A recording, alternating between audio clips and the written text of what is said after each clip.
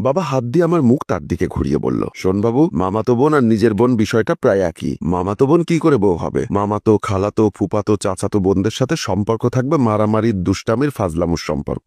ওরা আবার কি করে বউ হয়? আমি বাবার কথা শুনে মাথা নাড়িয়ে বললাম, ঠিক বলেছো বাবা। আমার কথা শুনে মা আমার ডান গালে সজোরে থাপ্পড় মেরে বলল, আমাদের ধর্মে কোথাও লেখা আছে যে মামাতো বোন বিয়ে করা যাবে না? তাছাড়া তুই দেখেছিস প্রিয়া কত সুন্দর আর ভদ্র মেয়ে? আমি মায়ের কথা শুনে মাথা মেরে বললাম, তা ঠিক বলেছ মা, প্রিয়া অনেক সুন্দর মেয়ে। তখনই বাবা আমার বাম গালে সজোরে থাপ্পড় দিয়ে বলল, হারামজাদা, তোর কি চারিত্রিক সমস্যা আছে? মামাতো বোনের সৌন্দর্য তোর চোখের সামনে ভাসে কিভাবে? তাছাড়া শুধু ফর্সা হলে সুন্দর হয় নাকি? দেখে মনে হয় রক্ত শূন্যতায় ভুগছে। তাছাড়া চেহারার মাঝখানে চাকমা চাকমা ভাব আছে। আর সুন্দরী ফর্সা মেয়েরা কখনো সিঙ্গেল থাকে না, ওরা একসাথে অনেকগুলো ছেলেকে নাকে দড়ি দিয়ে ঘুরায়। আমি বাবার কথা শুনে মাথা নেড়ে বললাম, ঠিক বলেছ বাবা, প্রিয়া দেখতে কিছুটা চাকমাদের মতো। তখনই মা আমার ডান গালে আবারও থাপ্পড় মেরে দাঁড়িয়ে বলল, প্রিয়ার তুই তো একসাথে বড় হয়েছিস, প্রিয়া প্রেম করলে তুই তো জানতি তাই না? আমি মাথা নেড়ে বললাম, তা ঠিক বলেছ মা, প্রিয়া কারোর সাথে প্রেম করে না। তাহলে আমায় অবশ্যই বলতো। বাবা আবার আমার বাম গালে থাপ্পড় মেরে বলল, হারামজাদা, সারা জীবন যাকে মামা বলে ডেকেছিস তাকে আব্বা বলতে লজ্জা করবে না? আমি মাথা নেড়ে বললাম, হ্যাঁ বাবা, লজ্জা করবে। মা আবার আমার ডান গালে থাপ্পড় মেরে বলল,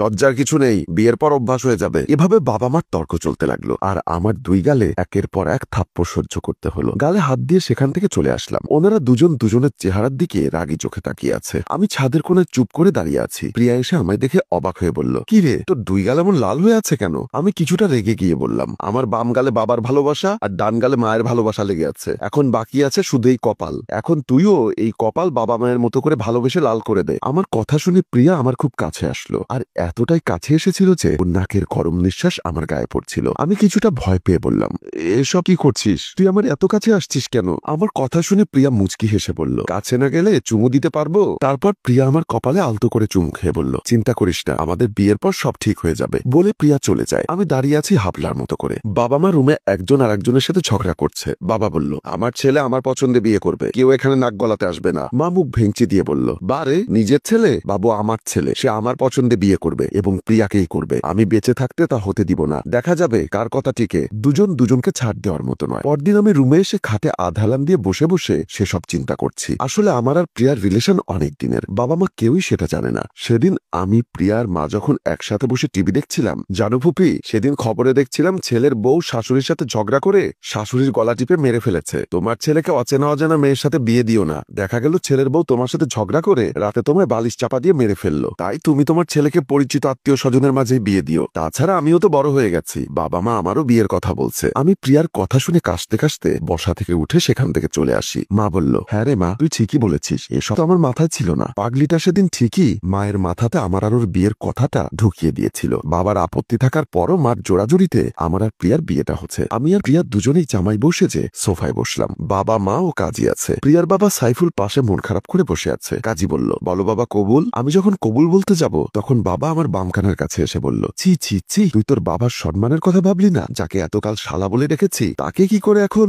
বাবা, এখনো সময় আছে, তুই বিয়েটা করিস না। মা তখন আমার ডান কানের কাছে এসে বলল, তোর বাবার যদি এত সম্মানে লাগে তাহলে তোর বাবাকে আমি ডিভোর্স দিব, তবু তোকে এই বিয়ে করতে হবে। ডিভোর্সের কথা শুনে বাবার মুখটা চুপসে যাওয়া বেলুনের মতো হয়ে গেল, আর আমি তখন হাসতে হাসতে কবুল বলে ফেললাম। কবুল। মোনাজাতের মাধ্যমে বিয়ের কাজ সম্পূর্ণ হলো। প্রিয়ার বাবা বলল, আপা, আমার মেয়েকে তোর কাছে আমানত রাখলাম আজ থেকে। মারে, সুখে থাক। প্রিয়াও বাবার কাছে গিয়ে জড়িয়ে ধরে কাঁদতে থাকে। বাবা সোফায় বসে বসে চা খাচ্ছে আর পত্রিকা পড়ছে। আমি তড়িঘড়ি করে বাবার পাশে বসে বললাম, বাবা, আমার দাদা শ্বশুরের শরীরটা খুব খারাপ, চলো ওনাকে দেখতে যেতে হবে। বাবা আমার দিকে অবাক হয়ে তাকিয়ে বলল, দাদা শ্বশুর মানে? আমি মুচকি হেসে বললাম, তোমার শ্বশুর মানে আমার নানা যান।